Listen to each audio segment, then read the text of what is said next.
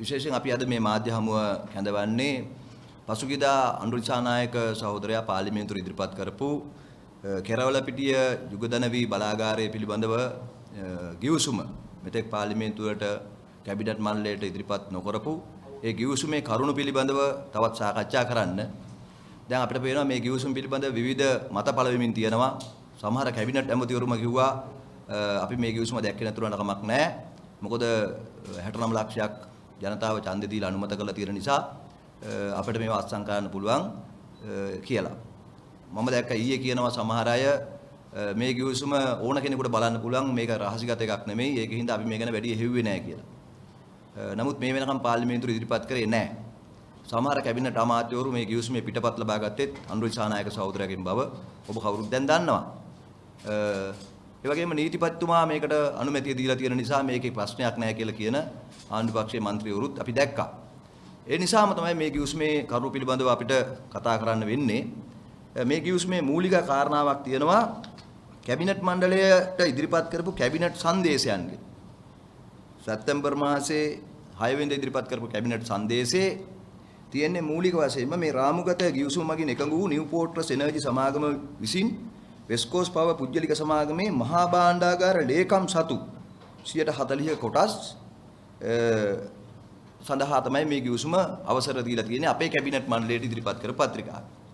ඒතකොට ඉතා පැහැදිලි මේ ගිවිසුමට කැබිනට් මණ්ඩලයෙන් යම් අවසරයක් කැබිනට් ඇමතිවරු නොදැන අත උස්සලා හරි දීලා තියෙනවා නම් තියෙන්නේ ඇමරිකාවේ නිව් පෝර්ට්‍රස් එනර්ජි කියන සමාගමත් එක්ක ගිවිසුම අත්සන් කරන්න.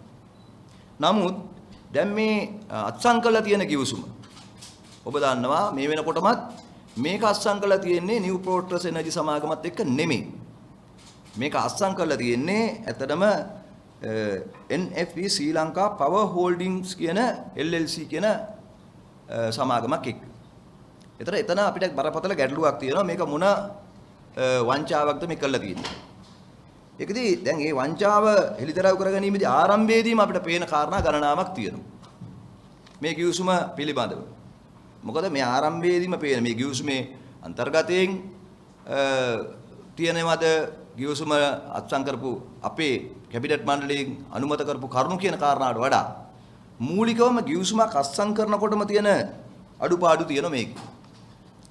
මේකේ 35 වෙනි පිටුවට බැලුවොත් ඔබට පේනවා මේ තියෙන 35 වෙනි පිටුව මේ 35 වෙනි පිටුවේ මේ ගිවිසුම අත්සන් කරන්නේ ශ්‍රී ලංකා රජය වෙනුවෙන් සුජිත් රුචික ආටිගල මේ කියන්නේ අපි දන්න මුදල් අමාත්‍යාංශයේ ලේකම් ආටිගල මහත්තයා. හැබැයි ඒකට ඔහුගේ සාක්ෂිකරුවන් හැටියට අත්සන් කරන්නේ ෆර්ඩිනැන්ඩස් ඇඩ්වයිසර් මිනිස්ට්‍රි ඔෆ් ෆයිනෑන්ස් මුදල් අමාත්‍යාංශයේ උපදේශකයෙක් හැටියට. මේ ෆර්ඩිනැන්ඩස් කියන්නේ කලින් විදුලි බල අමාත්‍යාංශයේ අමාත්‍යාංශ ලේකම්වරයා. ඔහු මෑතදීත් අපිට මාධ්‍යවලදී හමු වෙන්නේ ආයෙත් ඇවිල්ලා තියෙන්නේ විදුලි බල මණ්ඩලයේ සභාපතිවරයා හැටියට. නමුත් ඔහු මෙහි ගිවිසුම අත්සන් කරන්නේ මුදල් අමාත්‍යාංශයේ උපදේශකවරයෙක් හැටියට. හැබැයි ඔහු මුදල් අමාත්‍යාංශයේ උපදේශකවරයෙක් හැටියට පත්වීමක් ලැබලා තියෙනවද නැද්ද කියලා අපි කවුරුත් දන්නේ නැහැ. අපි දන්නේ ඔහු විදුලි බල මණ්ඩලයේ සභාපති වුණා කියලා. එතකොට දැන් ඒක ප්‍රශ්නයක්. ඊළඟට ප්‍රශ්නේ තමයි ඩැනියල් ක්‍රිස්ටෝෆර් නයිට් කියන පුද්ගලයා තමයි NFV ශ්‍රී ලංකා පවර් හෝල්ඩින්ග්ස් කියන මේ ගිවිසුමට සම්බන්ධ අනිත් පාර්ශවයට අත්සන් කළා තියෙන්නේ. එයාගේ සාක්ෂිකරුව හැටියට අත්සන් කරන්නේ මේ ඇඩ්වයිසර් මිනිස්ට්‍රි ඔෆ් ෆිනෑන්ස්. ඒ කියන්නේ අර ඇමරිකානු කම්පැනිය. අපි හිතමු මේක ඇමරිකානු කම්පැනියක් කියලා. ඒතර ඇමරිකානු කම්පැනිය සාක්ෂිකරුවත් ශ්‍රී ලංකා රජයේ සාක්ෂිකරුවමයි. ශ්‍රී ලංකා රජය වෙනුවෙන් ආටිගල මහත්තයා අත්සන් කරනකොට ඇමරිකාවේ කම්පැනිය වෙනුවෙනුත් සාක්ෂිකරුවම ශ්‍රී ලංකා රජයේ සාක්ෂිකරුවා. එහෙම වෙන්න පුළුවන්ද ගිවිසුමක? අපි කසාදයක් බඳිනකොට මනමාලයයි පැත්තේ සාක්ෂිකාරයාම මනමාලිගේ පැත්තේ සාක්ෂිකාරයා වුණා වගේ වැඩක් තමයි මේක. එහෙම තමයි වෙලා තියෙන්නේ. මනමාලයාගේ සාක්ෂිකාරයම මනමාලිගේ සාක්ෂිකාරයා වගේ. මේ ගිවිසුමේ ශ්‍රී ලංකා රජයේ සාක්ෂිකාරයා ෆර්ඩිනැන්ඩස් මහත්තයා. හැබැයි ඇමරිකානු කම්පැනියේ සාක්ෂිකාරයා ෆර්ඩිනැන්ඩස් මහත්තයා. මොකද මේක ශ්‍රී ලංකාවේ කම්පැනියක් නෙමෙයිනේ. පවර් එනර්ජි අපි ගන්න යන්නේ ඇමරිකාවේ. ඊළඟට ප්‍රශ්නයක් තියෙනවා ආයි දෙවෙනි සාක්ෂිකාරිය. ඒ කියන්නේ ඇමරිකාවේ NFE කම්පැනියේ සාක්ෂිකාරිය නිමල්කා මොරහෙල නිමල්කා මොරහෙල. එයා තනතුර දාලා තියෙන්නේ ප්‍රොජෙක්ට් කෝඩිනේටර් කියලා. අපි මේ නිමල්කා මොරහෙල ගැනත් හොයලා බැලුවා. එයා කලින් වැඩ කරලා තියෙන ටුවරිස්ට් බෝඩ් එකේ. ඒ ටුවරිස්ට් බෝඩ් එකේ ප්‍රොජෙක්ට් වල එයා ඉඳලා තියෙනවා. හැබැයි එයා මේ පවර් ඇන්ඩ් එනර්ජි ටුවරිස්ට් මේ ප්‍රොජෙක්ට් වල ඉඳලා කියලා අපි දන්නේ නැහැ. එයා NFE කම්පැනියේ මේ පෝර්ට්‍රස් කම්පැනි හරි නියෝජිතයෙක්ද කියලා අපි දන්නේ නැහැ. එයා ඒකේ ප්‍රොජෙක්ට් කෝඩිනේටර් කෙනෙක් කියලා අපි දන්නේ නැහැ. අපි දන්නේ නැහැ. දැන් මම මේ කිව්වට පස්සේ පත්වීම් ලිපියක් හදලා දන්නෙත් නැහැ.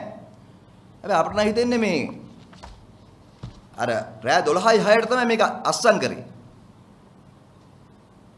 එතකොට මෙයා මේ නිමල්කා මෙතන හිටියේ සමහර විට මේ ක්‍රිස්ටෝෆර් නයිට් එයාපෝට් එකට කියන්න ආපු කෙනෙක් හිටියට දන්නෙත් නැහැ.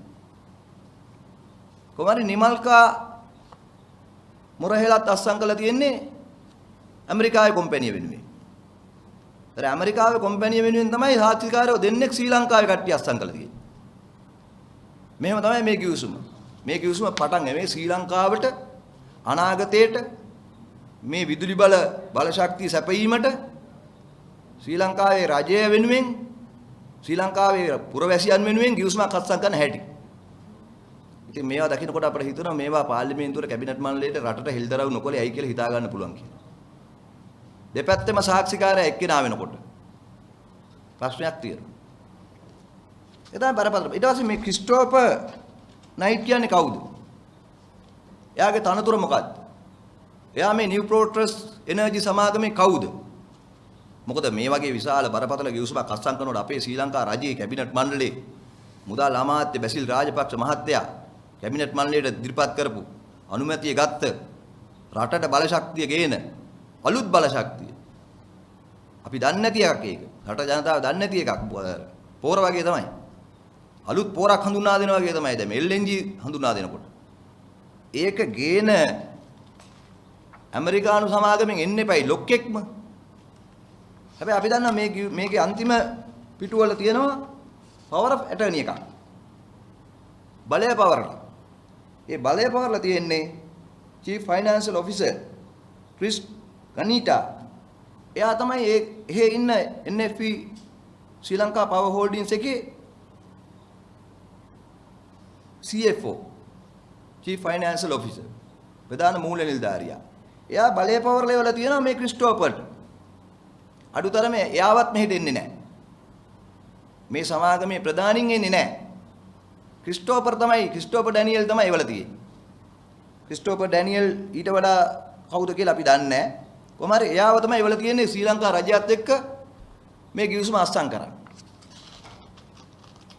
කොහොම තමයි වෙලා තියෙන්නේ. ඒ තරම් පහළට දාලා තමයි මේක අත්සන් කළා තියෙන්නේ. ඒක නිසා මේක බරපතල සැකයක් බවටපත් වෙච්ච ගිවිසුමක්. ඒක අපි ප්‍රධාන වශයෙන්ම මේ රටේ ජනතාවට පැහැදිලි කරගන්න ඕන මේ ගිවිසුම ගැන දැන් කියන්න ඕන හරියට ඇත්ත කරුණු. එකම පාර්ශවයට දෙපාර්ශවයටම එක්කෙනා සාක්ෂිකාරයෙක් වෙන්නේ කොහොමද? මේකේ වගකීම මොකක්ද? ෆර්ඩිනැන්ඩස් හිටපු මුදල් අමාත්‍යාංශ ලේකම්. දැන් විදුලි බල මණ්ඩලයේ සභාපති සභාපති හැටියට අපිට පෙනී ඉන්නේ. මාධ්‍යවල. එයා මුදල් අමාත්‍යාංශයේ උපදේශකයෙක්ද? එයාට බලයක් තියෙන්නේ කොහොමද අත්සන් කරන්නේ? ඊළඟ ප්‍රශ්නේ. දැන් ඔබ අපි කවුරුත් දන්නවා කැබිනට් මේ ගැන පෙරේයිදා නැවත කැබිනට් මණ්ඩලයට බැසිල් රාජපක්ෂ මහත්තයා සංදේශයක් ඉදිරිපත් කළා තියෙනවා. පෙරේයිදා කැබිනට් මණ්ඩලයට. මේ තියෙනේ සංදේශය. මේක ඇත්තටම සංදේශයක් වඩා පාපෝච්චාරණයක් කියනක නිවැරදි. මොකද මේ පාපෝච්චාරණයේදී එතුමාලා කියනවා එක තැනක මේ தත්ත්වය යටතේ මේ ද්විකෘත ස්වභාවික වායු කියන එක ලංකාවට හඳුන්වා දෙන්න මුලින්ම යෝජනා ඉදිරිපත් වෙලා තියෙන්නේ 2019 අවුරුද්දේදී කියලා. ඒ කියන්නේ කලින් ආණ්ඩුව තියෙද්දි.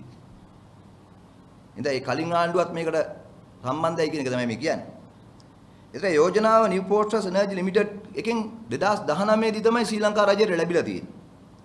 ඒක ඉදිරි කටයුතු කරන්න 2020 ජනවාරි මාසේ ආයෝජන මණ්ඩලයට යොමු කළා තියෙනවලු. ඒ ඉදිරි කටයුතු ආයෝජන මණ්ඩලයේ කටයුතු කරමින් ඉඳලා තියෙනවලු. ඉතින් අපි දන්නේ ආයෝජන මණ්ඩලය එහෙම කටයුතු කාද කියලා. දැන් අපි දැනගන්න කැමති ආයෝජන මණ්ඩලයේ මොනවද කරපු කටයුතු කියලා. එහෙම තියෙද්දි 2020 මුල එවකට හිටපු විදුලි බල ශක්ති අමාත්‍යවරයා වර්තමාන විදුලි ජනන සැලසුම් හා සිදුවිය හැකි අඩුපාඩු අවම කිරීම සඳහා යෝජනා නමින් කැබිනට් මණ්ඩලයට සංදේශයක් ඉදිරිපත් කරාලු. ඒ සංදේශේනුත් මේ නිව් පෝර්ට්ස් එනර්ජි ලිමිටඩ් කියන එක ගැන කාර්යක්ෂම ආර්ථික විසඳුමක් දෙන ආයතනයක් හැටියට නිර්දේශ කළා තියෙනවලු.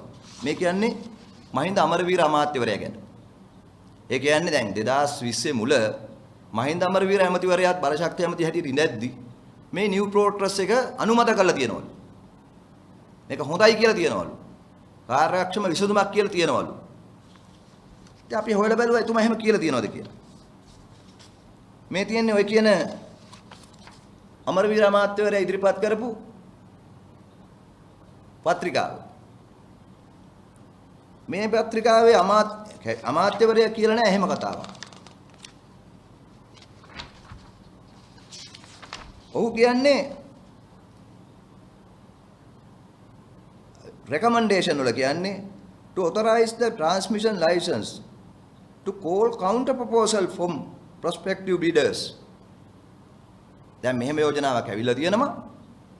හැබැයි ඒකට තවත් යෝජනා ගන්න, counter proposals ගන්න. කාගෙන්ද? prospective bidders. තව bidders ලා ගන්න මේකට. evaluate the proposal.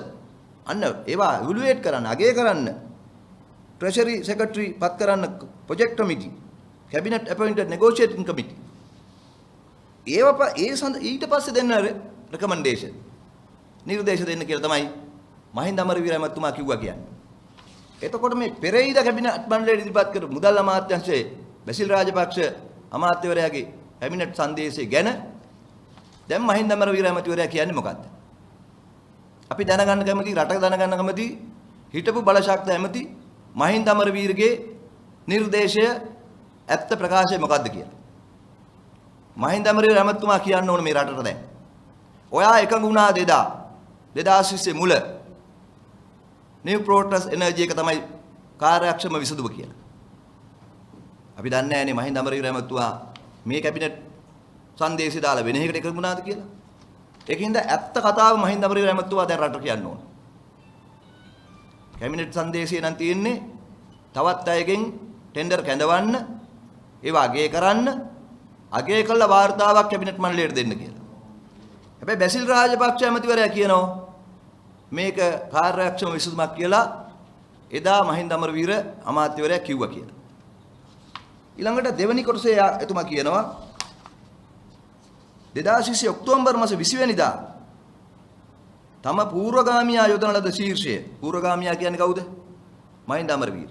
යොදන ලද ශීර්ෂය වර්තමාන විදුලි ජනන සැලසුම සිදුවිය හැකි පාඩු අවම කිරීම සඳහා යෝජනා යටතේ ඊළඟ අමාත්‍යවරයාත් නව රජයේදී මේ යෝජනාවම ගෙනාවා කියලා. මේ කියන්නේ ඩලස් අලහප් පෙරුම ගැන. අපි ඒකත් හොයලා බැලුවා. මේ තියෙන්නේ ඩලස් අලහප් පෙරුම අමාත්‍යවරයා ඉදිරිපත් කරපු කැබිනට් මෙමොරන්ඩම් එක. ඒකේ ඩලස් අලහප් පෙරුම අමාත්‍යතුමා කියන්නේ නෑ නිව් පෝර්ට්ස් එනර්ජි එක සුදුසුම එක කියලා. එතුමා කියන්නේ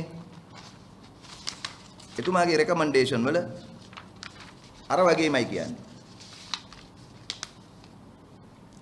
To obtain a detailed proposals from New Port Energy and GE to evaluate technical viability and call counter proposal from prospective bidders based on the characteristics of state thrown. ඒකෙත් කියන්නේ මොකද්ද? කැඳවන්න තවත් අයගේ. කැඳවලා ඒවා evaluate කරන්න. Appoint negotiation committee to evaluate the proposals. ඉස්සකුර තියෙන බව දැනගන්න ඕන. යෝජනාව නෙමෙයි යෝජනා ඉවලුවේට් කරන්න. කළා රෙකමෙන්ඩේෂන් දෙන්න කැබිනට් එකට කියලා. දැන් අපිට බැසිල් රාජපක්ෂ මුදල් අමාත්‍යවරයා කියන කතාව ඩලස් අලහප් පෙරුම ඇමතිවරයා කියන්නේ මොකද්ද? දලසල හප්පර මැමතුමා දැන් රට කියන්න ඕන. ඔබතුමා කිව්වේ නිව් ප්‍රෝටස් එනර්ජි එකේ යෝජනා විතරක් පිළිගන්න කියලාද? තවත් බිඩර්ස්ලගෙන් තවත් යෝජනා කැඳවලා ඉවලුවේට් කරන්න කියලාද? අපිට පේන්නේ නම් ඔබතුමා කියලා නෑ නිව් ප්‍රෝටස් එනර්ජි එක විතරක් පිළිගන්න කියලා. අපි දන්නවා හැබැයි මේ ඇමතිවරු දෙන්නටම කැබිනට් මණ්ඩලයේදී මේ තනතුරෙන් යන්න සිද්ධ වුණා කියලා. මේ දෙන්නම ඉවත් කළා තමයි ගාමිණී ලොක්කුගේ ඇමතිතුමා දැම්මේ. ඒ වගේම විදුලි බල මණ්ඩලයේ හිටපු සභාපතිතුමා ඉවත් වෙලා තමයි අද මේ ගිවිසුමේ සාක්ෂිකාරයා වන ෆර්ඩිනැන්ඩස් මහත්තයා මෙතනට ගෙනාවේ. අපි සාමාන්‍යයෙන් දන්නවා අමාත්‍යාංශික ලේකම්තුමෙක් ඒ තනතුරෙන් ඉවත් වෙලා ගියාට පස්සේ අමාත්‍යාංශ ලේකම්වරු ඒ අමාත්‍යාංශ යටතේ තියෙන ආයතනවල සභාපතිවරු වෙන්නේ නැහැ සාමාන්‍යයෙන්.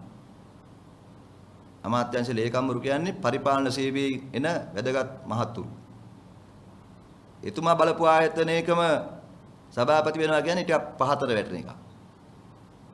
හැබැයි ඔය ෆර්ඩිනැන්ඩස් මහත්තයා ගැන මම දන්නවා කෝප් කමිටුවේදී හම්බෙලා. එයා හුඟක් ප්‍රශ්න කිරීම වලට ලක් කරපු කෙනෙක්. ඒ ගැන මම මෙතන කියන්නේ නැහැ මේ වෙනත් මාතෘකාවක් නිසා. දැන් ඊළඟට අපි බලමු මේ කොටස් පිළිබඳව. දැන් මේකේ තියෙන්නේ කැබිනට් මණ්ඩලයේ අනුමැතියක් දුන්න නම් දීලා තියෙන්නේ මහ භාණ්ඩාගාරයේ ලේකම්වරයා සතු අයිතියෙන් 40%ක්. ඔහුගෙන් 40%ක් මේ ගිවිසුමට ගන්න කියලා. හැබැයි මේ ගිවිසුමේ අනුව අපිට පේනවා මේ තියෙන්නේ කොටස් පිළිබඳ තත්ත්වය මේ සමාගමේ මේ කියන වෙස්කෝ පවර්ස් සමාගමේ කොටස් පිළිබඳ ලැයිස්තුව shareholders in the company කියලා තියෙනවා. shareholdersලා ඉන්නවා 4 දෙනෙක්. Lanka electricity company LECO monetary board acting on behalf of the employee provident fund. ඒ කියන්නේ මහා බැංකුවේ මුදල් මණ්ඩලය ඉන්නවා කවුරු වෙනුවෙන්ද? EPF එක වෙනුවෙන්. EPF එකට කොටස් තියෙනවා මිලියන 29ක්. ඒ කියන්නේ 127ක්. ලක්දනවි ලිමිටඩ් ඒකට තියෙනවා මිලියන 5ක් කොටස්. ඊට පස්සේ තියෙන මුදල් අමාත්‍යාංශයේ ලේකම්ට එයා තමයි ඉන්නේ මුදල් අමාත්‍යාංශයේ ලේකම් acting on behalf of the government of Sri Lanka. ඒකට තියෙනවා 50ක් කොටස් මිලියන 55ක්. ඒතකොට දැන් මේ ගිවිසුම කැබිනට් මණ්ඩලයෙන් දීපු අනුමැතිය අනුව ක්‍රියාත්මක වෙනවා නම් මෙන්න මේ යටම තියෙන මුදල් අමාත්‍යාංශයේ ලේකම්ට මේ ගිවිසුම අත්සන් ගන්න පුළුවන් මේ 50ට විතරයි. එතකොට 50න් 140කට තමයි යන්න පුළුවන්. නමුත් මේ ගිවිසුම අත්සන් කළා තියෙන්නේ මුළු 100%ෙන්ම. මේ අනිකුත් ආයතනවල කොටස් වලිනුත් 140ක් ගන්න. මුළු කොටස් වලින්ම. ඒ කියන්නේ කොටස් මිලියන 111ක් 110ක් තියෙනවා. ඒ කොටස් මිලියන 110න් 130ක් තමයි අත්සන් කළා තියෙන්නේ. පළවෙනි කොටසෙදී ෆස්ට් ස්ටේජ්. පළවෙනි කොටසේ කොටස් දීලා තියෙන්නේ කොහමද? මේ තියෙන්නේ ස්ටේජ් 1 shares 11 වෙනි පිටුවේ තියෙනවා. 33 million GOSL shares amounting to 30% කියලා තියෙන්නේ.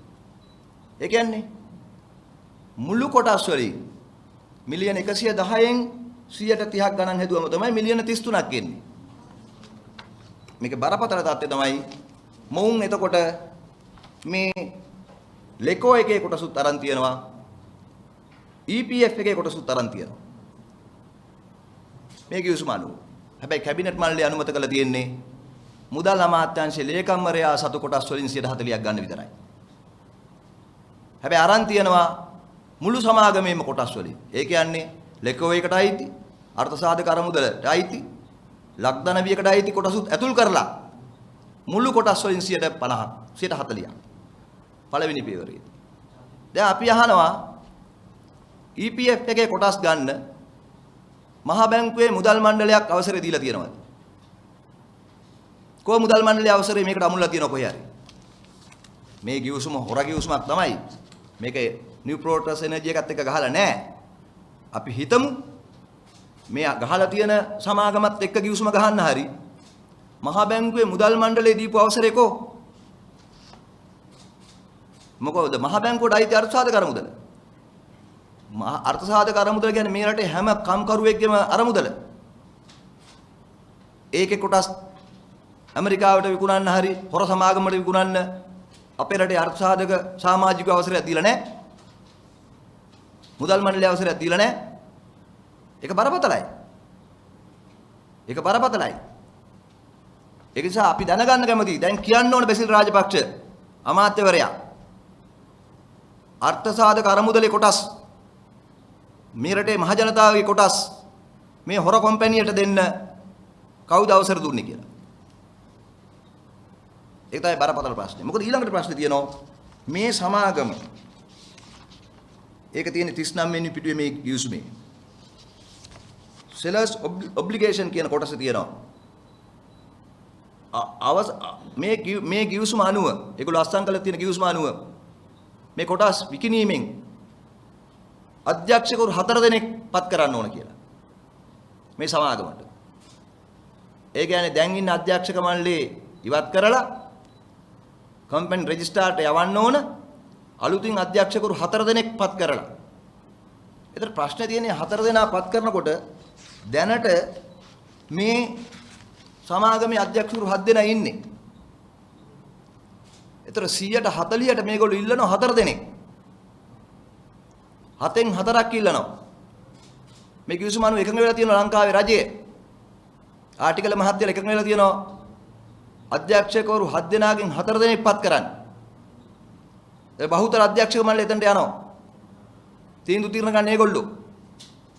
මොකද 140 මේගොල්ලෝ හදාගෙන තියෙන ඒගොල්ලන්ට ඕන විදියට. කැබිනට් මණ්ඩලයට ඉදිරිපත් කරපු සංදේශයට ඕනුව නෙමෙයි.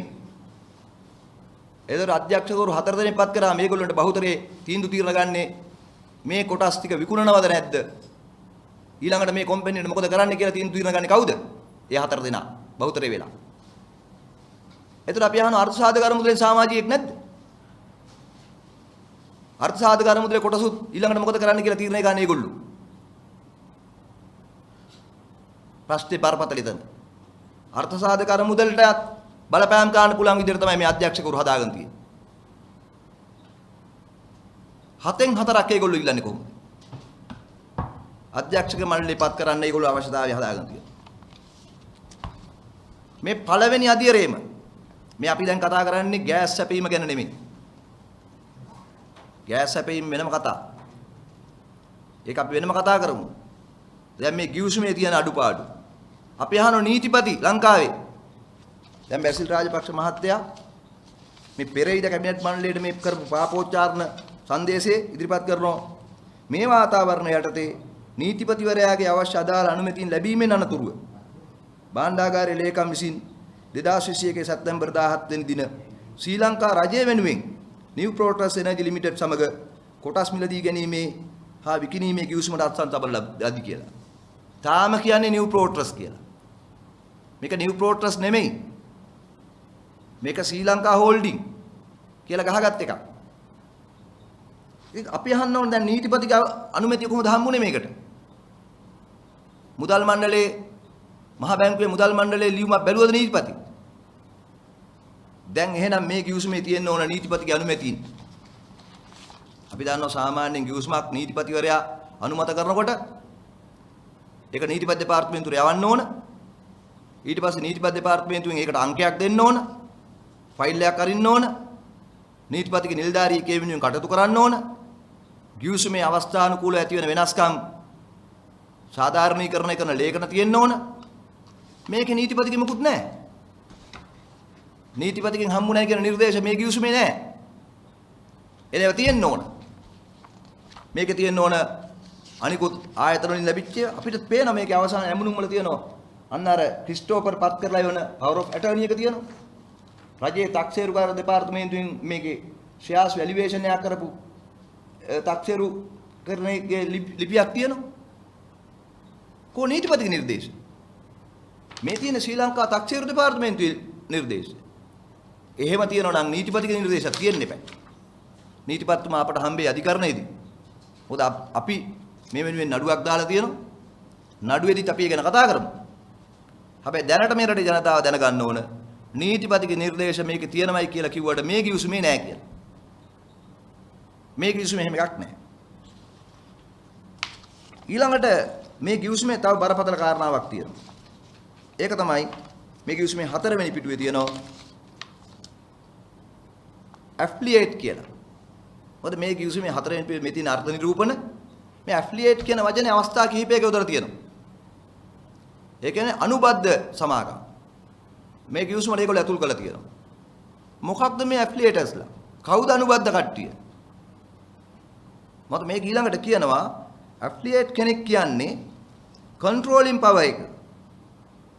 මේක මෙහෙයවීමේ බලය control means ownership directly or indirectly of more than 50% of shares or voting right in the legal entity. එතන 50ක් කතාවක් තියෙනවා. මේ ඇෆ්ලියේට් කියන අනුබද්ධ අයට 50ක අයිතියක් තියෙන්න ඕන කියලා කියනවා. හැබැයි අපි දන්න මේ කොටස් කිවිසුම ගිහිලා තියෙන 140ට. ඉතුරු 10 කොහෙන්ද හොයාගන්න බලාගෙන ඉන්නේ. අපි අවධාරණය කරනවා තව මේකේ කොටස් මිලදී ගන්න බලාගෙන තමයි මේ කිවිසුම ගහලා තියෙන්නේ.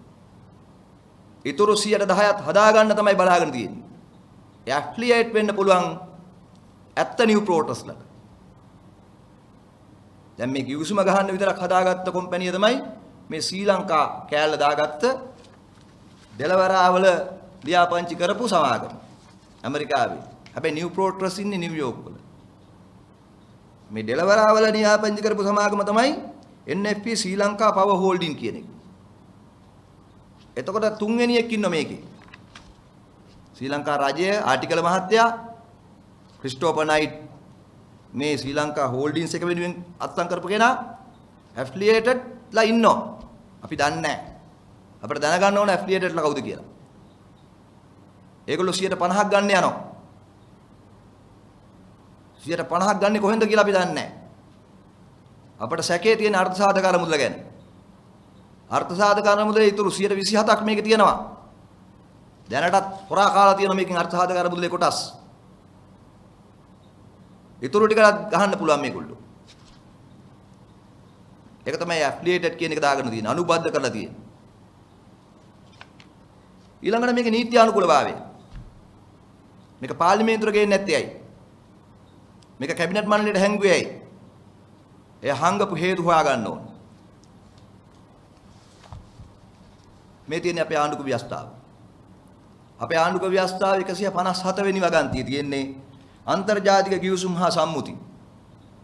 මේක කියන්නේ මොකද්ද? ශ්‍රී ලංකා රජයේ නීති යටතේ සංස්ථාගත කරන නැතහොත් සංස්ථාපනය කරන සංස්ථාවල සමාගම් වල හෝ වෙනත් සංගම් වල ශ්‍රී ලංකාව තුන ආයෝජන වඩාලීම හෝ ආරක්ෂා කිරීම සඳහා ඇති කරගත් යම් කිවිසුමක් හෝ සම්මුතියක් ජාතික ආර්ථිකයේ වර්ධනයට අත්‍යවශ්‍ය වන්නක් බව මුළු පාර්ලිමේන්තුවේ මන්ත්‍රීවරුන්ගෙන් මන්ත්‍රීවරයන් සංඛ්‍යාවෙන් 3/2කට අඩු සංඛ්‍යාවක් විසින් පක්ෂව ඡන්දයේදී සම්මත කරනු ලබන යෝජනා සම්මතයක් මගින් පාර්ලිමේන්තුව විසින් අනුමත කරන ලැබුව අවස්ථාවක මෙහෙම එකක් මේකේ කළා නැහැ. මේ කිවිසුමට අදාළව. ඒ කිවිසුමට හෝ සම්මුතියට ශ්‍රී ලංකාව තුල නීතියේ බලපෑම ඇති අතර රාජ්‍ය ආරක්ෂාව තහවුරු කිරීම පිණිස හැර ඒ කිවිසුමේ හෝ සම්මුති විධිවිධාන කඩ කරන කිසිම ලිඛිත නීතියක් පැනවීමක් හෝ සෑදීමද විධායක හෝ පරිපාලන ක්‍රියාවක් කිරීමද නොකළ යුත්තේ කියලා. ඒ කියන්නේ ශ්‍රී ලංකාවේ ජාතික ආරක්ෂාව වෙනුවෙන් ශ්‍රී ලංකා රටේ ආර්ථිකයේ සංවර්ධනය වෙනුවෙන් යම් කිවිසුමක් පාර්ලිමේන්තුවේ 3/2න් අනුමත කළා ඇතනම් ඒකට බලපාන විදියට නීති රීති හදන්න බෑ කියලා. මේකෙන් කරන්නේ එහෙම කිවිසුම් අනුමත කරන්න ඕන කියලා කියන්නේ. හැබැයි මේක එහෙම ගෙනල්ලා නැහැ. ඉතින් එලාපු නැති එකට 3/2ක් අදාළ වෙන්නෙත් නැහැ කියලා කියන්න පුළුවන්. ඒතකොට වෙන්නේ මොකද්ද? මේ කිවිසුම ලංකාවේ නීතියට අදාළ වෙන්නේ නැහැ. මේ ගහලා තියෙන කිවිසුම ලංකාවේ නීතියේ රැකවරණයක් නැහැ. හැබැයි මේ කිවිසුමෙන් ආවරණය කරන්න ඕන ජාත්‍යන්තර නීති රීති ඔක්කොම. මේ ලංකාවේ ජාතික ආර්ථිකයට බලපාන කිවිසුමක් පාර්ලිමේන්තුවට ගෙනල්ලා සම්මත කළා නැහැ. නැති නිසා ලංකාවේ නීතියෙන් බලපෑමක් නැහැ.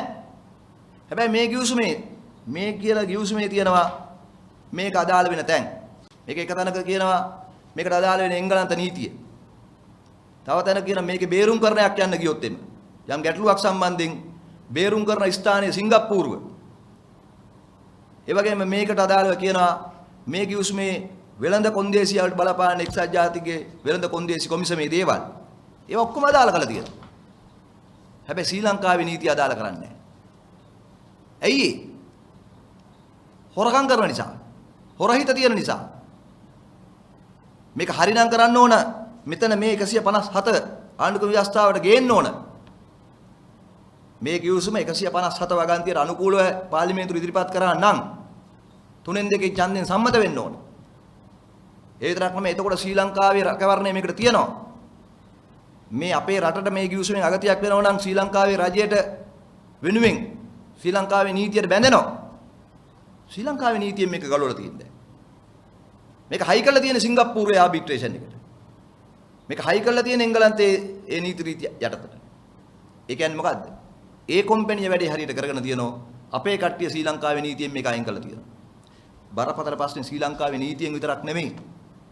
මේක අස්සම් කරේ ශ්‍රී ලංකා රජය වෙනුවෙන් භාණ්ඩාගාරේ ලේකම් ආටිකල මහත්තයා.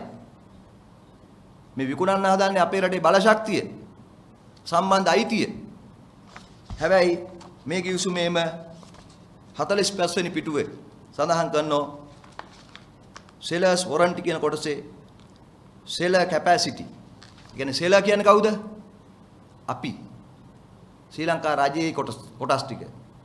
මහා භාණ්ඩාගාරයේ සතු කොටස් ටික. හැබැයි දැන් නම් අර්ථසාධක අරමුදෙත් කොටස් ටික. මේක හයි කරලා තියෙන අර්ථසාධක අරමුදලත්. ලෙකෝ එකේ කොටස් ටික. ඒක හයි කරලා කියනවා seller capacity යටතේ the agreement constitute a private and commercial act of the seller. ඒ අර්ථ කියනවා this agreement and its execution and performance by GOSL constitute a private and commercial act of GOSL. වැදගත් දේ at not a public or government act. ඒ කියන්නේ මොකද? මේක අදාළ කරන්නේ ලංකාවේදී පෞද්ගලික හා වාණිජ නීතියට විතරයි. හැබැයි අස්සංකාන්නේ මහා භාණ්ඩාගාර ලේකම්. මේකෙන් යන්නේ ශ්‍රී ලංකාවේ බලශක්තිය පිළිබඳව. මේකේ ස්ටේජ් 2 වල මේක දෙවෙනි කොටසෙදි කියනවා බලශක්ති කොටස් මිලදී ගැනීම ගැන විතරක් නෙමෙයි. මේ කිව්සුමේම තියෙනවා දෙවෙනි කොටස. ස්ටේජ් 2 කියන කොටසේ මේ කිව්සුමේ තියෙන්නේ මොනවාද? මේ තියෙන්නේ 16 වෙනි පිටුවේ ස්ටේජ් 2 conditions. ඒ යට තියෙනවා for the SRU, FSRU to enter and anchor in Sri Lankan waters, for the mooring of FSRU, for the construction of the LNG terminal, for laying of pipeline both on sea and land, to operate the FSRU, store LNG and RLNG, carry RLNG through the pipeline for supplies onshore, including any environmental approvals, and to supply natural gas on and from completion of construction of the terminal project to power generation facility in Sri Lanka on terms and the responsibility satisfactory to the buyer. මේ දෙවෙනි කොටස. දෙවෙනි කොටසේ තියෙන්නේ gas supply කරන්න ගබඩාව හදන එක, පාවෙන ගබඩාව හදන එක. දෙවෙනි කොටසේ තියෙනවා pipeline හදන එක. දෙවෙනි කොටසේ තියෙනවා gas supply කරන එක. මේ ඔක්කොම ටික මේ පළවෙනි කොටසට තමයි මේක අස්සම් කරලා තියෙන්නේ. හැබැයි දෙවෙනි කොටසත් ඇතුල් කරගෙන තියෙන්නේ. කවදා හරි මේ කම්පැනියට කියන්න පුළුවන් දෙවෙනි කොටසට අමුතුවෙන් කිව්සමක් ඕනේ නැහැ. අපි ඒකත් මේකම අස්සම් කරා කියලා. හැබැයි ඔක්කොම එතකොට ශ්‍රී ලංකාවේ නීතියේ ව්‍යවස්ථාවෙන් පිට තියෙන්නේ. විකුණුම් කරුගේ කැපැසිටි එක තියෙන්නේ පෞද්ගලික නීතියට විතරයි. බරපතල නැද්ද? අපි මේ රටේ ජනතාවගෙන් අහන්නේ මේවා කාටද මෙහෙම ලියලා දීලා තියෙන්නේ? අපි දන්නවා ඉතිහාසයේ පරංගි එනකොට පරංගි එලාගත්තේ ගෙරිහම් කඩකට ඉඩකඩ. ඒගොල්ලෝ ඉල්ලුවේ ගෙරිහම් කඩක් ඉඩකඩ. අපේ රජවරුන්ට තේරුන්නේ නැහැ ගෙරිහම් කඩේ කතාව. පස්සේ පරංගි මොකද කළේ? මේක තීරු වලට ඇදලා කෝට්ටේ රාජධානිය හදාගත්තා කියලා ඉතිහාස කතාවේ තියෙනවා. පෘතුගීසි ඇවිල්ලා මුලින්ම අපේ සමාවෙන් අපේ මේ බලකොටු හදාගත්තා. ඒගොල්ලොන්ගේ බලකොටු හදාගත්තා. ලංකාවට ඇතුල් වෙන දොරටු වල බලකොටු හැදුවේ එහෙමයි. මේක තමයි ඉතිහාස කතාව. ගෙරිහම් කඩක් හදාගන්න ඉඩගත්ත පෘතුගීසි වගේ තමයි අද මේ LNG ගෙවිසුමට එන්නේ. හැබැයි වැඩේ තියෙන්නේ මේකේ ගෙරිහන් කඩ හදන්නේ අපේ රටේ උන්. මේකේ ගෙරිහන් කඩ හදන්නේ අරගොල්ලෝ නෙමෙයි. ඒගොල්ලෝ වෙනුවෙන් මේ අපේ රටේ බල ශක්තිය කෙරවල පිටියේ කොටස යුගදනබි බලාගාරයේ අයිතිය අර ගෙරිහම් කඩේ වගේ තීරු වලට ගලවලා හදන්නේ අපේ කට්ටිය. ඉතින් සමහර කැබිනට් මණ්ඩලයේ ඉන්න ඇමතිවරු කියනවා මේක ගිය සතියේ බාත් දැක්කලු කියවලු වැදගත් නැති නිසා පොඩ්ඩක් පැත්තකින් දාලා තිබ්බලු. සමහරු කියනවා අපිට කොහොමද ජනමතය හම්බෙලා තියෙන්නේ ඕන දෙයක් කරන්න ඒකින්ද ප්‍රශ්නයක් නැහැ. මේක අහන්න ඕනද අපේ රටේ ජනතාව? මේ ඇමතිවරු කියන දේ අහන්න ඕනද අපේ රටේ ජනතාව? අපි අහන්නේ ඒකයි. මේගොල්ලෝ පෘතුගීසි කාලේ හිටියනම් අර ගෙරිහන් කඩත් සාධාරණීකරණය කරනවා. මේ අද මේ ඇමතිවරු එදා පරං කියන කාලේ හිටියනම් ගෙරිහන් කඩේලා ගන්න එකත් අනුමත කරනවා. ඒගොල්ලෝ තමයි මේ ඉන්නේ. ඒ පරංගි කාලේ හිටපු කට්ටියගේ නූතන කට්ටිය මේ ඉන්නේ. නූතන පාවා දෙන්නෝ. මේ කියන්න දෙයක් නැහැ. ඇස්කම් පියාගෙන මේව අස්සම් කළා තියෙන්නේ. අනුමත කළා තියෙන්නේ. එදා ඉතිහාසෙ වෙච්ච දේම තමයි අද ලංකාවේ වෙන්නේ. මේක මේ රටේ ජනතාව තේරුම් ගන්න ඕන. ඒ වගේ කිවිසුමක් මේක. ඒකින්ද අපි තව කාරණා තියෙන ගොඩක් මේකේ හෙළිදරව් කරන්න. දැන් මේ හෙළිදරව් කිරීම කරන්නේ අපි මූලික කාරණා ගැන විතරයි. තව බරපතල ප්‍රශ්න තියෙනවා. මොකද මේ කිවිසුම අනුව මේ ගෙරිහන් කඩේ ඉඩකඩ හදාගත්තට පස්සේ කරන්න ඕන ටිකට දැන් පරිසරය සකස් කරමින් ඉන්නවා. මතක තියාගන්න මේ ගෑස් සිලින්ඩර් පුපුරන්නේ නිකන් නෙමෙයි. අද වරු ගානට පැය ගානට කරන්ට් එක කපනවා. මේ ඔක්කොම ඇතුලේ සාධාරණීකරණයක් කරනවා. මොකද්ද? මිනිස්සුන්ට කියනවා දැන් ගෑස් වැඩක් නැහැ. දැන් අපි දන්නවා ගෑස් නැති නිසා මිනිස්සු මේ දවස්වල ගිහිල්ලා දර හොයනවා. දැන් කඩවල වල ගියාම අපිට පේනවා භූමි තෙල් ලිප් ගණන් ගිහිල්ලා. වෙනද 1500 තිබිච්ච භූමි තෙල් ලිප් 8500යි. ඊට පස්සේ මේ ඔක්කොම ගල්ලා මේ ගෙරිහන් කඩ එලා ගත්තට පස්සේ මේගොල්ලෝ ගේනවා LNG. ගෙනල්ලා කියන මිනිස්සුන්ට දැන් ගෑසුත් ඕනේ නැහැ, භූමි තෙල් ලිපුත් ඕනේ නැහැ, දරත් ඕනේ නැහැ. ඔන්න අපි LNG ගෙනාම. ගන්න මේවා. ඉතින් අපේ රටේ මිනිස්සු ගන්නවා. ඒතර මේ හොර කිවිසුම් ගැන මතක නැහැ. එතකොට අන්න මේ මුදලාලිලාට පුළුවන් මොකද්ද? මේ ගෑස් නමක් ගෙනල්ලා මෙහෙ ගහගත්තා. ඊළඟට ගෑස් ටික විකුණන්න පටන් ගන්නවා හන්දි ගානේ. ගෑස් ට්‍රකින් කරනවා. ගෑස් බවුසර් වලින් යාලා විකුණනවා. සමහර විට මේ පයිප්ලයින් ගහන එකයි ගබඩා ගහන එකයි පැත්තකින් තියලා ගෑස් නැවක් මෙහෙට ගෙනල්ලා මෙහි ගෑස් නැවකින් ගෑස් බාගෙන මේ විලදාම වෙන පැත්තකට යන්න පුළුවන්. ඒතර ඒගොල්ලෝ සල්ලි ගේන්නේ නැහැ මේකට. ඒගොල්ලෝ අපේ අර්ථසාධක අරමුදලමයි පාවිච්චි කරන්නේ. මං කියන්නේ මේ ඊළඟට වෙන්න පුළුවන් දේවල්. ඊළඟට මේ කම්පැනියට දෙනවා මන්නාරමේ තියෙන ගෑස් නිධිය. ඒගොල්ලෝ ඇමරිකාවෙන් ගෑස් ගේන්නෙත් නැහැ, අප්‍රිකාවෙන් ගෑස් ගේන්නෙත් නැහැ. ඒතර ගෑස් ඒගොල්ලෝ හාරන්න පටන් ගන්නවා මෙහෙම. අමාරු නෑ මේගොල්ලන්ට. එතකොට මේගොල්ලන්ට ඇමතිකම් ඕනෙත් නැහැ. ගෑස් බිස්නස් එකෙන්ම ඒගොල්ලෝගේ ඇමරිකාවේ මව්බිමේ ඒගොල්ලෝගේ රටේ බැසිල් මහත්තයාගේ පුරවැසිකම තියෙන රටේ account එක පුරව ගන්න පුළුවන්. මේවා මේ කිව්සුමේ නෑ. වෙන්න තියෙන දේවල් දැන් අපි කියලා තියෙන එක හොඳයි ජනතාවට. ඒකට තමයි දැන් මේ ගෑස් නල පිපිරිලයි අපේ සිලින්ඩර් කතාවයි එන්නේ.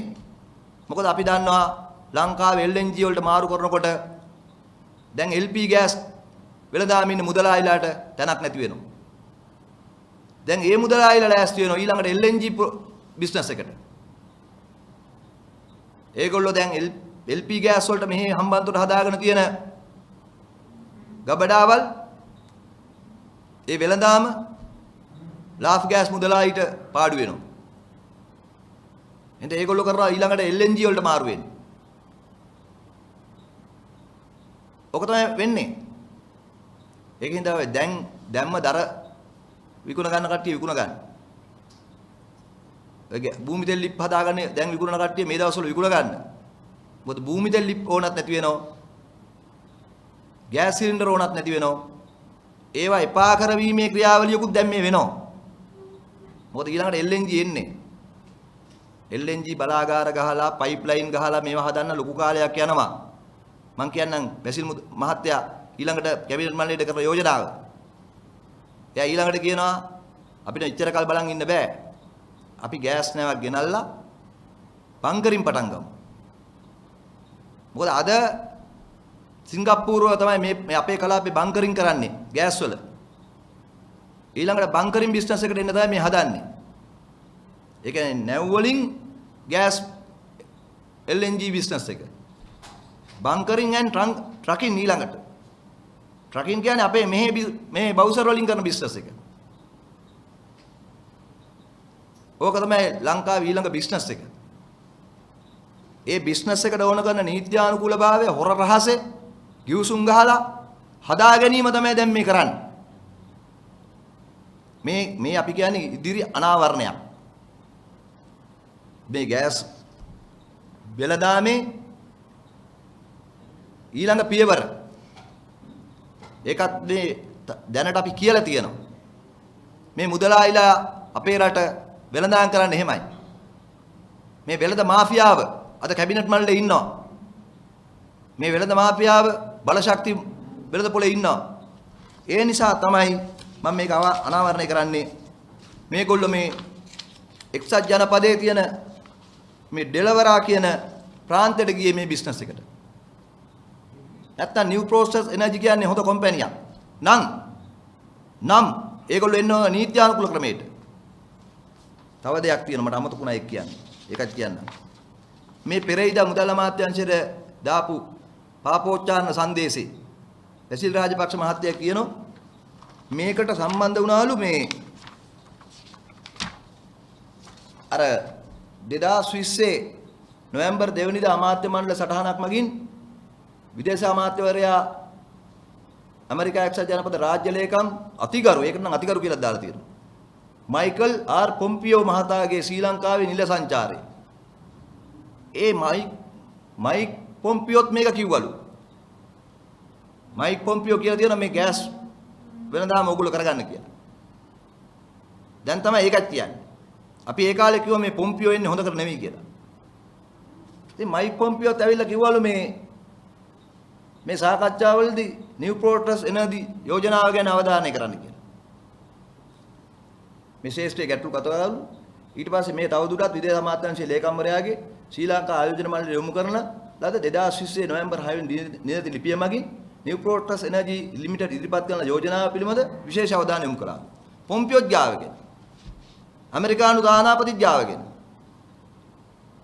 හැබැයි මේක හදන්නේ ශ්‍රී ලංකාවේ නීතියට නෙමෙයි පෞද්ගලික නීතියකට යටත් කළා. අපි අහනවා දැන් මේ හොර ගිවිසුම ගැන ඇමරිකා එක්සත් ජනපදයේ තානාපතිගේ ස්ථාවරය මොකද්ද? ඔබතුමියගේ විශේෂ රාජ්‍ය නියෝජිතයා ඇමරිකා එක්සත් ජනපදයේ රාජ්‍ය ලේකම් මයික් පොම්පියෝ ලංකාවට කරපු නිර්දේශය මොකද්ද? ඇමරිකාව තානාපතිතුමියත් මේ ගැන කියන්න ඕන දැන්. ඩලස් සල්හප්පෙරුම් මහත්තයා, අමරවීර මහත්තයා වගේම ඇමරිකානු එක්සත් ජනපදයේ වෙනුවෙන් ඇමරිකානු තානාපතිතුමිය මොකද්ද දරන ස්ථාවරය? මොකද දන්නවද? ඇමරිකාවෙන් නම් මේ ගෑස් ගන්නේ ඒගොල්ලෝ නිර්දේශ කරන හොඳ සමාගමක්. මේ ගෑස් ක්‍රියාවලියේ අලුතෙන් මේන කට්ටියක් මේගොල්ලෝ. නිව් ප්‍රෝටස් කියන්නේ. මොකද මේ එහෙමනම් මෙයි මේ ඩෙලවරාවල මේක රෙජිස්ටර් කරන්නේ. මේ අපේ පක්ෂේ සහෝදරවරු ඊයේ පෙරේද දවස් දෙක නිවාඩු දවස් නිසා ඊයේ දවසේ හොයාගත්ත තොරතුරු. මේ ඩෙලවරාවල මේ කම්පැනිය NFP ශ්‍රී ලංකා පවර් හෝල්ඩින්ග්ස් කියන කම්පැනිය ඇනුවල් ටැක්ස් ඇසෙස්මන්ට් එක ඩොලර් 300යි. ඒ කියන්නේ ටැක්ස් ගෙවන්නේ අවුරුද්දකට ඩොලර් 300ක කම්පැනියක් මේක. හැටියට තමයි දාලා තියෙන්නේ. ඩොලර් 300 කම්පැනියකටද අපේ රටේ බලශක්ති සැපීමේ කොන්ත්‍රාත් එක දෙන්න යන්නේ. අපි අහනවා මෙරට ජනතාව දැනගන්න ඕන. මේ කම්පැනියේ ඩොලර් 300ක ටැක්ස් වගකීමක් තියෙන සමාගමකටද මේ අපි මේ ගිවිසුම ගහලා තියෙන්නේ. රෑ 12ට ගහපු ගිවිසුම. මෙතන මේ ඩෙලවරා කියන්නේ හොරුන් ලියාපදිංචි කරන තිප්පලක් වගේ තමයි. ඒතර ලියාපදිංචි කරලා තියෙනවා. මේ ලියාපදිංචි කරපු නන් ලැයිස්තුවෙන් අපි ගත්තේ මේ ශ්‍රී ලංකාවේ නම තියෙන මේ කම්පැනි නම තියෙන තැන. NFP ශ්‍රී ලංකා Power Holdings LLC. මේ තව නන් ලැයිස්තුවක්ම තියෙනවා NFP එක මෙතන රෙජිස්ටර් කරලා. මොකද ඒගොල්ලෝ මෙතන මේ රෙජිස්ටර් කරගෙන තියෙන්නේ ඒ රටේදී බදු සහන ගන්න. ඒ රටෙන් බදු සහන ගන්න. ඒ කියන්නේ නියම කම්පැනි නෙමෙයි. වෙන එකක් ගහ ගන්නවා. ඒගොල්ලෝ ලියාපදිංචි කරන්නේ ඒකට. හැබැයි මේ ගිවිසුමේ තියෙනවා මේක සංවර්ධන උපාය මාර්ග පනත යටතේ බදු වලින් ලංකාවේදී නිදහස් කියලා. ඒකට මේ ගිවිසුමෙන් ලංකාවේ බදු වලින් නිදහස් වෙනවා. බදු සහන ලංකාවේදී ගන්නෝ. මෙතන මේ ඩෙලවරාවල රෙජිස්ටර් කරලා එහෙනුත් බදු සහන ගන්න. මරු වැඩේ. අපි තව දැනගන්න ඕන දෙයක් තියෙනවා. මේ කම්පැනි වල එහෙ නියෝජිතයෝ කවුද කියලා. ඒ අධ්‍යක්ෂක මණ්ඩලය කවුද කියලා. ඒවත් මේ රට දැනගන්න ඕන. මොකද මේ ඩෙලවරාවල හුඟක් ලියාපදිංචි කරන අතරේ මෙතන මේ ඇඩ්‍රස් එකේම එකක් මේ රටේ මාධ්‍ය විදිහට බාර කරනවා. අර පැනමා account වල හිටපු අයත් ලියාපදිංචි කරලා තියෙනවා. පැන්ඩෝරා වගේම පැනමා account වල හිටපු අයත් මෙතන ලියාපදිංචි කරලා තියෙනවා. ඒ වගේ තැන් තියනවා ලෝකේ අර. සාමාන්‍යයෙන් ගත්තොත් එහෙම ඔය අපේ රටේ තියෙනවනේ ළමයි ඉස්කෝලේ දානකොට ඇඩ්‍රස් දෙන කට්ටිය. ළමයි ඉස්කෝලේ වලට දානකොට ඇඩ්‍රස් දා ගන්නවනේ ඔය ජනප්‍රිය පාසල් කිට්ටුව. ඒ වගේ තනුත් තියෙනවා ලෝකේ. මේක තමයි தත්ත්වය. මේක තමයි தත්ත්වය. අපි බලාපොරොත්තු වෙනවා අධිකරණයේ දිතුරු ටික ඉදිරිපත් කරන්න. අපි බලාපොරොත්තු වෙනවා මේ රටේ ජනතාවගෙන් මේකන සහයෝගය මේ රටේ මාධ්‍ය වලින් මේ වෙනුවෙන් සහයෝගය බලාපොරොත්තු වෙනවා. විශේෂයෙන්ම අපේ රට ආදරය කරන විදේශගත වෙලා ඉන්න ඇමරිකා එක්සත් ජනපදයේ ඉන්න විශේෂයෙන් ශ්‍රී ලාංකිකයෝ දැන් ලොකු උනන්දුවකින් මේක නොහොයනවා. ඔවුන්ට අපි ස්තුතිවන්ත වෙනවා මේ දින දෙක ඇතුළත නිවාඩු දවස්වල උනත් අපිට තොරතුරු ලබා දෙන්න මැදිහත් වීම ගැන. ඒ වගේම මේ රටේ ඉන්න සියලුම ආගමික නායකින්ගේ මහානායක ස්වාමින් වහන්සේලා ඇතුළු ආගමික නායකින්ගෙන් අපි ඉල්ලීමක් කරනවා මේකට මැදිහත් වෙන්න කියලා. මේක රටේ බලපත්‍ර ප්‍රශ්නයක්. මේක ජාතික ප්‍රශ්නයක්. මේක අපේ රටේ ඊළඟ අනාගත පරම්පරාවේ බල ශක්තියේ අයිතිය පිළිබඳ ප්‍රශ්නයක්. ඒ වගේම මේක වෙනුවෙන් නිහඬ කළා තියෙන ආණ්ඩුවේ කැබිනට් මණ්ඩලයේ ඉන්න අමාත්‍යවරුන්ගෙන් අපි ඉල්ලීමක් කරනවා මේ වෙනුවෙන් හඬ අරින්න කියලා. කටහඬ අරින්න කියලා. විශේෂයෙන් ඉදිරියේදීත් අපි මේක ගැන තවදුරටත් කරුණු අනාවරණය කරන්න බලාපොරොත්තු වෙමින් අපේ සාකච්ඡාව අවසන් කරනවා. ඔබට තියෙන ගැටළු ප්‍රශ්න ඉදිරිපත් කරන්න කියලා ඉල්ලා සිටිනවා.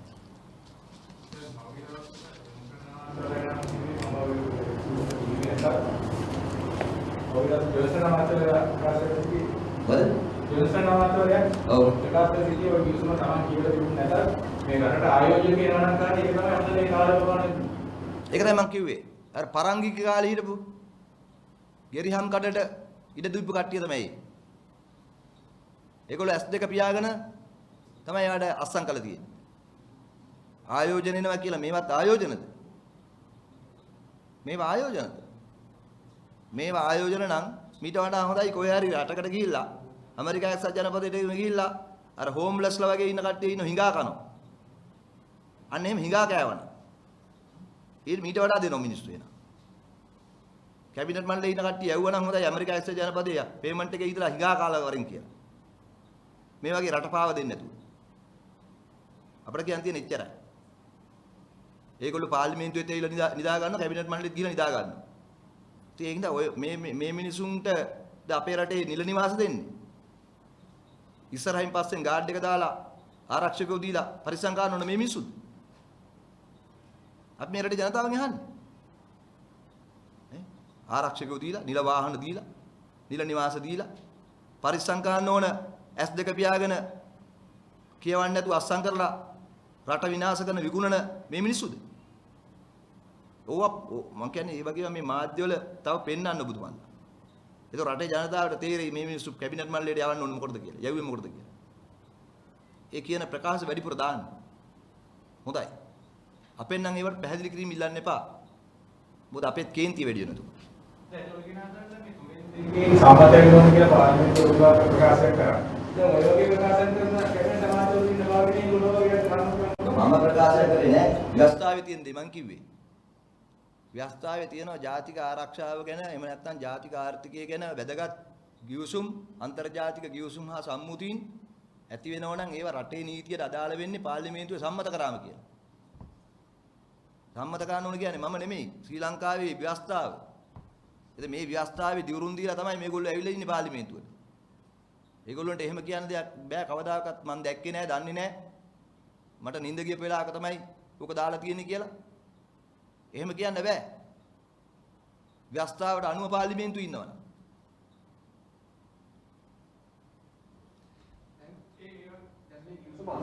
කරලාදී දැන් රටේ නීතියට අදාළ වෙන්නේ නැත්තම් මේ කිවිසුමෙන් එළියට යන්න ක්‍රමයක් කිවිසුමේ කියලා නැත්නම් මේ කිවිසුම වළංගු කිවිසුමක් වෙලා නැහැ රටට. ඒකයි තියෙන ප්‍රශ්නේ. මොකද රටේ නීතිය ඉස්සරහා මේක ප්‍රශ්නයක් දැන්. ඒක අපි අධිකරණයේදී බලාගමු. විශේෂයෙන් නීතිපතිතුමා කියන්න ඕන දැන් නීතිපතිතුමා අනුමත කරා නම් මොනවද අනුමත කරේ කියලා. මොකද මේවා මෙහෙම ඔක්කොම ඇස්කම් පියාගෙන නීතිපතිතුමේ අනුමත කරනවද මහත්තයා මේ දෙපැත්තටම සාක්ෂි රස්සම් කරන කිව්සු? එකම පුද්ගලයා දෙපැත්තටම රස්සම් කරන කිව්සු? නීතිපතිතුමා නෙමෙයි. අර කසාදයක් රෙජිස්ටර් කරන රෙජිස්ට්‍රාර් මහත්තයෙක්වත් අස්සම් කරන්න දෙන්නේ නැහැ. නේ? රෙජිස්ට්‍රාර් මහත්තයෙක් ළඟට ගිහිල්ලා කසාදයක් අස්සම් කරන්න ගියාම එකම සාක්ෂිකාරයා දෙපැත්තටම අස්සම් කරන්න ගත්තොත් එහෙම රෙජිස්ට්‍රාර් අහන්නේ නැද්ද ඇයි එකම පුජ්‍යල දෙපැත්තට අස්සම් කරන්න කියලා. ඉතින් අපේ නීතිපතිතුමාට අහන්නයි කොන්දක් තිබුණ නැද්ද මේ කිව්සුමේ දෙපැත්තටම එකම කට්ටිය අස්සම් කරන්නේයි කියලා. ඊළඟට මෙන්න මේක නිසා තමයි මතක තියාගන්න මේ කිව්සුම අවුරුදු 2ක් යනකම් රටට පෙන්වන්නේ නැහැ කියලා කිව්සුමේ වගන්තියක් දාගෙන තියෙන්නේ. ඇයි? කිව්සුමක් එහෙම රටට පෙන්වන්නේ නැහැ කියලා කියන්න පුළුවන්ද? මේක ඇමරිකාවේ පැත්තට නම් එහෙම ප්‍රශ්නයක් නැහැ. ඇමරිකාවෙන් දාපු කොන්දේසියක් නෙමෙයි ඒක. ඒක අපේ හාදෝ දාපු එකක්. මොකද රට දකින්නවනේ ඒතකොට මේවා. රටට තේරෙනවනේ මේවා. රටට දැන් මේ කිව්සුම හිතන්නකෝ අපි පාර්ලිමේන්තුවේ අදින්න නැතුව අනුර දිසානායක සහෝදරයා මේක පෙන්වන්න නැතුව තිබුණා නම් මොකද වෙන්නේ කියලා. අවුරුදු 2ක් යනකම් මේක කාටවත් දකින්න බෑ. ඒ කියන්නේ මේගොල්ලෝ අවුරුදු 2ක් යනකොට අකුලගෙන ගිහිල්ලා. මේ බිස්නස් එක කරගෙන යයි එතකොට. ඒගොල්ලෝ එතකොට මේගොල්ලෝට කැබිනට් මණ්ඩලයක් ඕනේ නැහැ. ලංකාවට LNG ගෙනල්ලා බිස්නස් කරන්න විතරනේ තියෙන්නේ. දැන් මේ ඔක්කොම අපි එළියට ගත්ත හින්දානේ දකින්නේ. අපි එළියට ගත්තේ නැත්තම් මොකද වෙන්නේ? එතකොට මේ කිව්සුමේ කියන අවුරුද්දයක් යනකම් මේක පෙන්වන්නේ නැහැ. එතකොට ෆර්ඩිනැන්ඩස් දෙපැත්තට මස්සම් කරා කියලා පේනවද? ක්‍රියාත්මක වෙන ටික පේන්නේ එතකොට. ඒකයි මේකේ භයානකම. කල්පනා කරලා බලන්න. ඉන්දු ලංකා කිව්සුම 1987 අස්සම් කරේ ලංකාවට බලෙන් පරිප්පු දාලා. රජීව් ගාන්ධි මහත්තයා ඇවිල්ලා. අපිට කියන්න බෑ ඒකට වඩා මේක භයානකද මේකට වඩා ඒක භයානකද කියලා. හැබැයි දෙකම භයානකයි. දෙකම භයානකයි.